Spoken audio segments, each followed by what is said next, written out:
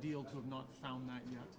For sure. I think, the key thing is there's been times in the games where it's been really good and then times where it hasn't. So I think it's about finding that rhythm and being able to play a full 60. And it starts with the first 10 minutes. And we talked about a little bit when you're down in the game, the rhythm of the game changes, the lines can change, things like that. So I think for us, it's just going out there and starting on time and making sure that we have an impact on the game early, we bear down early, and then hopefully get a lead and then can kind of go from there. You have a run of, and I know you're focused on tonight. Mm-hmm. I mean, your next four opponents, these are iron teams that you're going to have to bring that sort of top end game. You sense the challenge that's in front of you that you can't necessarily back into any of this next 5-6 days here. Yeah, it's great. It's exciting. When you want to play against some of the best teams in the league, Carolina is one of the best. It's, probably in the top 5 of the league and have been for the last couple of years, right? So they're a team that's going to make you do it right. In order to beat those guys, you got to play the right way, and you got to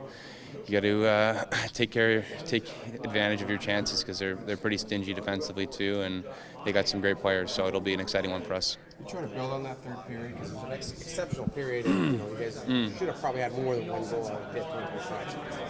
Yeah, when you put yourself in a position that you're down 2, the should-haves go out the window, right?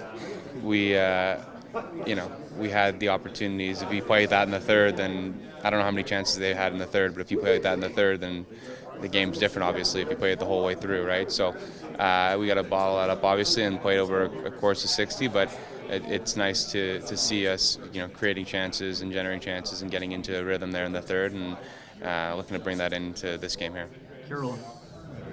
Carolina's a perennial playoff team, 3-0 this year. A lot of people pick them to do really well. What's sort of their identity to become that makes them such a tough opponent? Well, I think no matter if you're playing against their first line or their fourth line, you know exactly how they're going to play. They play hard. They make few mistakes. They have an elite defensive end. They got a great goalie in Freddie. And they just come at you in waves. So I think they're a great team to play against for us. To just go against that level of consistency every shift. You have to do it the right way. You can't cheat or think it's going to be easy because that's a team that works every shift, and they have an elite penalty kill as well. So good test for us.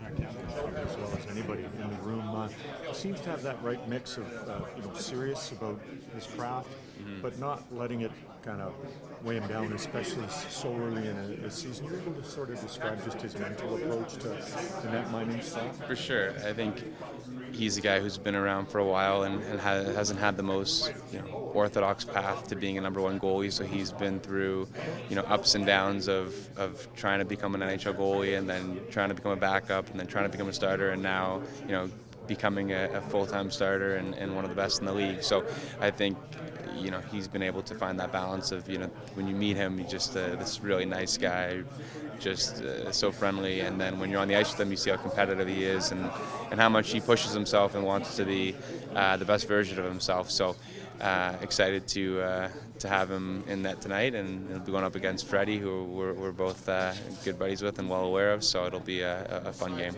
Slade and Burns, new pairing, but lots about both these players. I'm not sure which line's going to get those two, but that's a tough D pairing, eh? Yeah, I mean, they'll play a lot, right? They'll play a lot of the game.